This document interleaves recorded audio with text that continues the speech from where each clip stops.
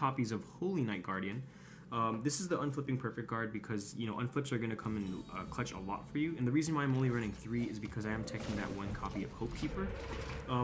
I thought Hope Keeper was a very silly card, but it wasn't until I started playtesting with it where it actually became so good.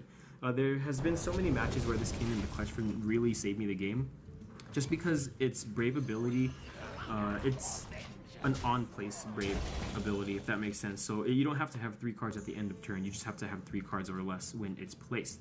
So you can go ahead and do your aggressive triple drives with your Sanctuary Regalia turn as long as it's on the board. And it's really nice because it does get that plus 2k, makes it an 8k. So you do get some nice numbers if you put it behind a 9k and it's a full back row. That's 9 plus 8, 17 plus 9,000 to Sanctuary Guards, so that's 26 lane. That's really strong numbers just because of Hope Keeper.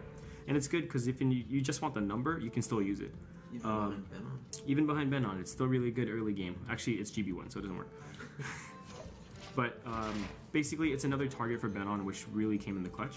And next we got 4 copies of Laurel Knight Sigilis. Simply because it's a stride-based deck, you want to be striding as much as possible. Just because 8k. So you do get some nice numbers if you put it behind a 9k and it's a full back row.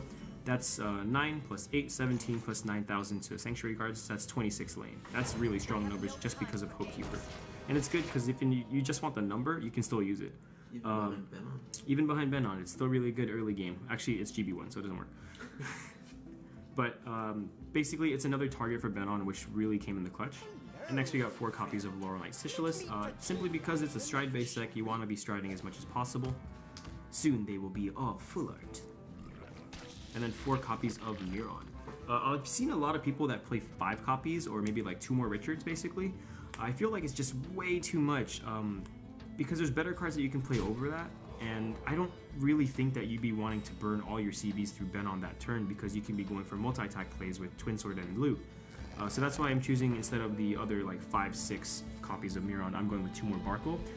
Just because it's a nice early booster for Loot, and it still makes some really nice plays. Swinging 19 early game, or just having the extra 28k lane on the Sanctuary Guard stride. It's just so good.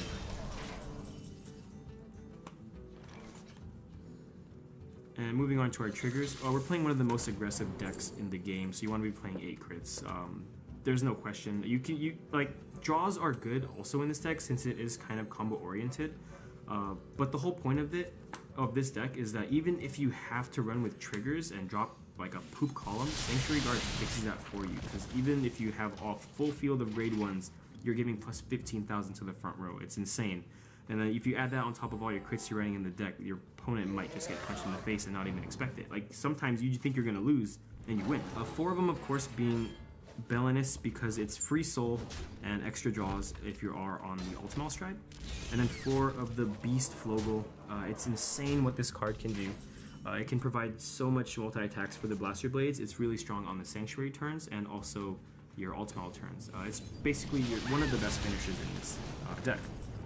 And then lastly, we got 4 heals. I'm going with the Seeker Loving Healer because I like the art. You can bash on it, but whatever. Elaine's cool too, but I just like this one better. And our starter is, of course, Milius. He's going to go ahead and grab us that grade 2. I've tried other starters. I just felt like this was best. I know that there was the other variant that had like Wingo Brave in it. The deck had to change a lot because you needed more blasters in order to get Wingo Brave off. It was still really good. But Milius is just all around better because if you're really that much in a pinch with 4 CB, you can make like pretty epic plays.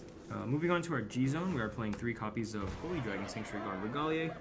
This is just basically a card that should be restricted to 1 or 2. It's just so strong, it's really stupid. Essentially just getting super power lanes for pretty much no cost is just ridiculous. It makes your multi-attack plays so strong because it's a continuous skill, so no matter what you'll be calling during the battle phase, it's still going to be getting that plus 3k.